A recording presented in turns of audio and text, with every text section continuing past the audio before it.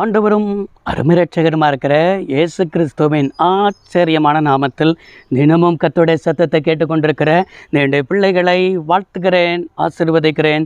நீங்கள் ஆசீர்வதிக்கப்பட்டவர்கள். இந்த நாளிலும் கூட அநேகருடைய வாழ்க்கையில் ஒரு அடைக்கப்பட்ட கதவுகளாகவே இருக்கிறது. அநேக ஆசீர்வாதங்கள், அநேக நன்மைகள், அநேக எதிர்பார்த்து கொண்டிருக்கிற காரியங்கள் எல்லாமே நடக்காத அளவுக்கு சில காரியங்கள் உங்களுடைய வாழ்க்கையில் அடைக்கப்பட்ட ஒரு அனுபவத்தோடு கூட இருக்கிறதானே. உங்களை பார்த்து தான் என் ஆண்டவர் தீர்க்க தரிசனமாய் சொல்கிற ஒரு வார்த்தை, ஜெபம் கதவுகளை திறக்கும்னு என் ஆண்டவர் சொல்லுகிறார். அப்போஸ்தலனாக இருக்கிறதான பேதுரு, அவன் சிறைச்சாலையில் என்ன செய்யப்பட்டிருக்கிறது, காக்கப்பட்டிருக்கிற வேளையில் சிறைச்சாலையில் ஒரு என்ன சொன்னால் நாளைய தினத்தில் அவனை கொலை செய்ய வேண்டும் என்கிறதான திட்டம் பண்ணி ஏரோது அவனை சிறைச்சாலையில் அடைத்து வைத்திருக்கிறான். இந்த நிலைமையில் கூட அப்போஸ்தலர் 12ஆம் அதிகாரம் 5வது வசனத்தில் இவ்வாறாய் வாசிக்கிறோம். பேதுரு சிறைச்சாலையிலே காக்கப்பட்டிருக்கையில் சபையார் அவனுக்காக தேவனை நோக்கி ஊக்கத்தோடு ஜெபம் பண்ணினார்களாம். இந்த நிலையை அறிக்கும் பொழுது, ஐயோ பெரிய அப்போஸ்தலனாச்சே, ஆண்டவருக்கு என்று சொல்லி ஊழியங்களை செய்தவனாச்சே, மரித்தவரை உயிரோடு கூட எழுப்பினவனாச்சே, இவனுடைய ஊழியத்தில் இவன் நிழல்பட்டு அநேக சுத்தமடைந்தார்களே, அநேக சுகமடைந்தார்களே, இவன் இருந்தால் இன்னும் ஊழியத்துக்கு பிரயோஜனமாக இருக்குமே என்று சொல்லி அவனுக்காக கண்ணீர் வெடிக்கவில்லை, அவனுக்காக புலம்பவில்லை, அவனுக்காக துக்கப்படவில்லை. இப்படிப்பட்டதான சட்டம் ஏற்றப்பட்டிருக்கையில் நாளைக்கு தூக்கு தண்டனை என்கிறதான நாட்கள் குறிக்கப்பட்டது, நேரங்கள் குறிக்கப்பட்டது, எல்லாம் குறிக்கப்பட்டிருக்கும் பொழுது சபையார் அவர்களுக்கு இருந்த ஒரே ஆயுதம் ஜெபம்தான்.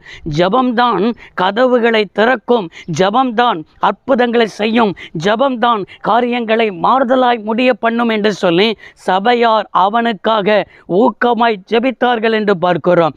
இன்றைக்கு அநேகர் ஜெபம்னா சபைக்கு வருவதே கிடையாது. சபையாய் கூடி ஜெபிக்கிறதுல தான் வலிமை இருக்கிறது. சபையார் கூடி ஜெபிக்கும் பொழுதுதான் பரலோகம் அதற்கு செவி சாய்க்கிறதா இருக்கிறது. பல சபைகளை நான் பார்த்திருக்கிறேன். எல்லா சபைகளிலையும் ஒரு 1000 விசுவாசிகள் கொண்ட சபை கூட ஜெபிக்கிறதுக்குன்னா 100 பேர் கூட வரமாட்டாங்க. அது மாத்திரமல்ல, 100 பேர் விசுவாசி கொண்ட சபையில் ஜோமன்னா வாங்கினா 10 பேர் கூட என்ன செய்ய மாட்டார்கள், வரமாட்டார்கள். இன்றைக்கி அநேக சபையில் ஜெபிக்கிறவர்கள் 1% தான் இருக்கிறார்கள். மற்றும் 99% ஏதோ ஞாயிற்றுக்கிழமை கிறிஸ்தவர்களாகவே இருக்கிறார்கள். இந்த வார்த்தையை கேட்டுக்கொண்டிருக்கிறது என்னுடைய பிள்ளைகளே, உங்களுடைய திருச்சபைக்கு ஜெபம் என்று சொன்னால் உங்கள் சபையில் வெள்ளிக்கிழமை உபவாச ஜெபம் இருக்கலாம், சனிக்கிழமையாக கூட இருக்கலாம், இன்னும் முழியிரவு ஜெபம் இருக்கலாம், காத்திருப்பு ஜெபம் இருக்கலாம், இடைப்பட்ட ஜெபங்கள் இருக்கலாம். எத்தனை பேர் ஜெபத்திற்கு இந்த வார்த்தையை கேட்கும் பொழுதே நீங்கள் கடந்து செல்கிறவர்களாக இருக்கிறீர்கள்? கீழே உள்ள கமெண்ட் பாக்ஸில் கூட நீங்கள் எங்களுக்கு தெரியப்படுத்துங்கள். உங்களோடு கூட நாங்களும் நினைத்து கர்த்தரை துதிக்க, கர்த்தரை மகிமைப்படுத்த ஆயத்தமாக இருக்கிறோம். நாங்கள் கண்டிப்பாக இடைப்பட்ட ஜெபத்துக்கு போவோம் என்று சொல்கிறவர்கள் சீக்கிரமாக கீழே உள்ள கமெண்ட் பாக்ஸில் எழுதுங்க பார்ப்போம். உங்கள் மூலமாக அநேகர் தேவனுடைய நாமத்தை மகிமைப்படுத்தட்டும், தேவனை உயர்த்தட்டும், தேவன் மகிமைப்படட்டும். அநேகர் உபவாச ஜெபத்துக்கு போகிறது இல்லைங்க. இந்த வார்த்தையை கேட்கும்போது உங்களை தான் கர்த்தர் எச்சரித்து பேசுகிறார். நீங்கள் சபையார் ஜெபிக்க வேண்டும். நீங்கள் ஜெபிக்கும் பொழுது உங்கள் கிராமம் ரட்சிக்கப்படும். நீங்கள் ஜெபிக்கும் பொழுது உங்கள் குடும்பம் ரட்சிக்கப்படும், உங்கள் பிள்ளைகள் ரட்சிக்கப்படுவார்கள், உங்கள் மனைவி ரட்சிக்கப்படும், நடக்காத காரியங்கள் நடக்கும். நான் ஜெபம் பண்ணுறேன். அநேகர் சொல்வது, நான் 4 மணிக்கு எந்திரிச்சு ஜெபம் பண்ணுறேன். ஜெபம் பண்ணது தப்பே இல்லை. 4 மணிலேருந்து 6 மணி வரை ஜெபம் பண்ணுறீங்க, சந்தோஷம்தான். அதுக்கு பிறகு 6 மணியே கழிஞ்சிருச்சுன்னா அவிசுவாசம் தானே இருக்குது. ஆண்டவர் எனக்கு ஒன்றுமே செய்ய மாட்டேங்கிறாரு, நான் ஜெபம் பண்ணுறேன், வாசலை திறக்க மாட்டேங்கிறாரு, நான் ஜெபம் பண்ணுறேன், நடக்க மாட்டேங்கு. இதிலே அவிசுவாசம் வந்துடுது. இதிலே உங்கள் வாழ்க்கையில் நீங்கள் 4 மணிலேருந்து 6 மணி வரை ஜெபித்த ஜெபமெல்லாம் வேஸ்ட்டாக போயிருக்கிறது. எனவே நீங்கள் விசுவாசத்தோடு இருக்க வேண்டும். நீங்கள் ஜெபத்தில் எவைகளெல்லாம் கேட்பீர்களோ அவைகளை பெற்றுக்கொண்டோம் என்று என்ன செய்யுங்கள், விசுவாசிங்கள். சபையார் ஊக்கமாய் ஜெபிக்கும் பொழுது அதே அப்போஸ்தலர் 12ஆம் அதிகாரம் 10வது வசனத்தில் ஆண்டவர் பேதுருவுக்காக என்ன செய்தார், தம்முடைய தூதனை அனுப்பி விலாவில் தட்டி 1ஆம் கதவு 2ஆம் கதவு எல்லாம் தாண்டி அவர்கள் இரும்பு கதவண்டையிலே வந்தபோது அது தானாய் அவர்களுக்கு திற உண்டது என்று வேதத்தில் வாசிக்கிறோம்.